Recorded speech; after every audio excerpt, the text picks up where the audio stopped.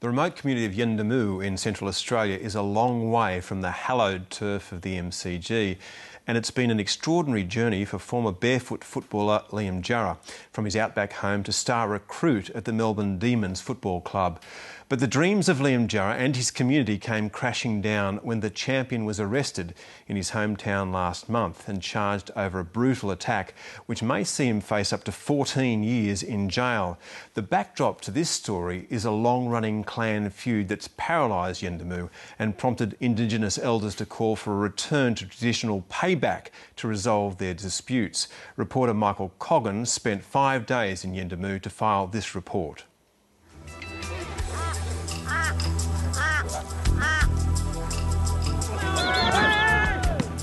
300 kilometres northwest of Alice Springs, bordering on traditional Warlpiri country, the Yuendumu Bombers are holding an evening training session. There are no floodlights, no grass, and some of the players don't have any boots. But there's plenty of enthusiasm. Football is about family. Come one together. This ground is usually home to the Yuendumu Magpies, the team that produced Melbourne Demons AFL star Liam Jurrah. But the Magpies haven't played a game for 18 months because a long-running violent clan dispute is paralysing sections of the community. It's a sensitive topic because discussing it publicly could lead to more conflict. We've got a little problem with family, but we don't want to talk about that, but we want to talk about this. Warlpiri elder Harry Nelson and his nephew Otto Sims are among 7 families involved. They've travelled to traditional country just south of Yuendumu to talk about their side of the clan dispute. There are differing views about how long ago it started, but it's agreed the past 18 months have been particularly violent. We got attacked about 9 o'clock in the morning. We was locked up, windows were smashed, doors smashed open. The Watson family is the main family on the other side of the dispute. 2 days been carrying really deep trouble. Always have violence. Could have been sorted a long time ago. We could have been families again, but now we hate each other now.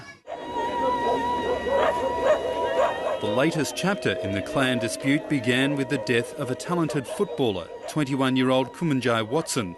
He was buried in the community of Nurapi, south of Yuendumu, 2 months after a fatal stabbing attack in an Alice Springs town camp in September 2010. 3 Warlpiri men were charged over the death. Early this year, murder charges were dropped, but one of them was sentenced to 6 years in jail for manslaughter.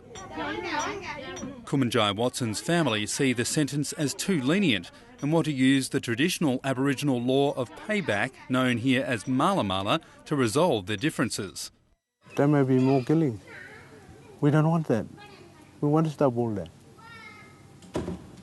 By mala mala. In the past, traditional punishment or mala mala ceremonies have been carried out here at the Yuendumu football ground.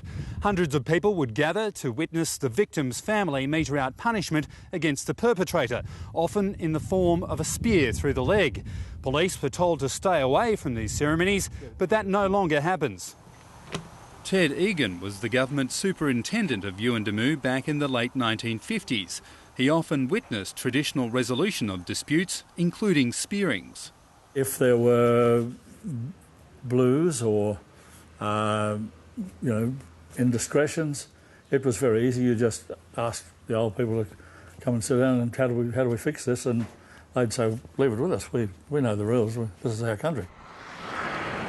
In 2006, the federal government amended the Commonwealth Crimes Act to stop courts considering customary law penalties as a mitigating circumstance in criminal cases.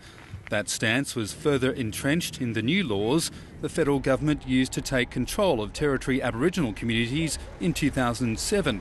Police have responded by taking a harder line on the ground. We can't condone payback because the potential is always there for another death to happen, and it's going to go all around a big circle again where we have to go through another murder trial. Families are going to get further upset, and it's just will be a never-ending cycle. For many of the families not involved in the current dispute, life goes on as usual. But for those caught up in it, it's so debilitating they're considering leaving Yuendumu. At the moment, our kids are in fear.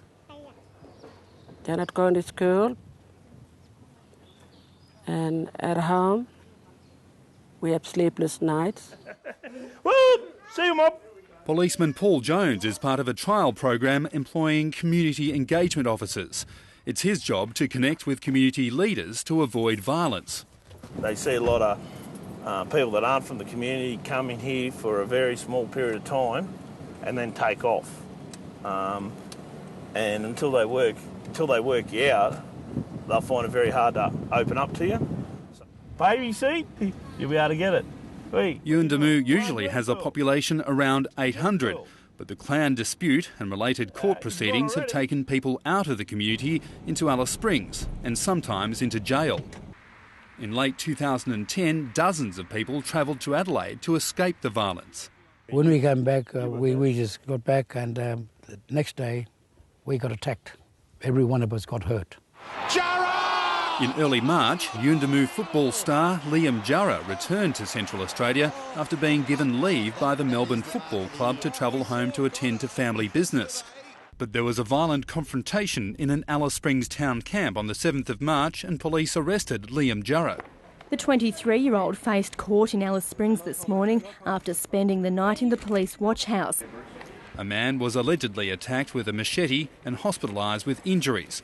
Jurrah is facing up to 14 years in jail. Since then, the violence has continued. During the 5 days that I've spent in Yuendumu, there was one serious violent incident. People from South Camp over the other side of town walked slowly towards West Camp here on this side of Yuendumu to the houses just behind me. There was a confrontation outside one of the houses, there were some rocks thrown and 2 women were left with head injuries. One of them had to be taken to the local clinic for treatment and police responded quickly. The next day, the Specialist Police Tactical Response Group was sent in to help local police arrest 4 people involved in the confrontation. Within hours, those arrested appeared before the Bush Circuit Magistrates Court sitting in Yuendumu.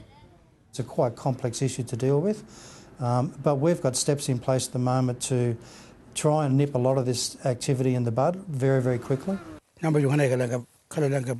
Warlpiri elders say governments have left Aboriginal people powerless, and without access to traditional remedies, the conflict will never be resolved. Harry Nelson says the only way he can see a solution being found is through a meeting of all Warlpiri leaders. Leave the police out, leave the mediation mob, leave the Northern Territory government out, or even federal government out. Give us the responsibility back, the rights to make our decisions without someone making the decision for us. Michael Coggan reporting.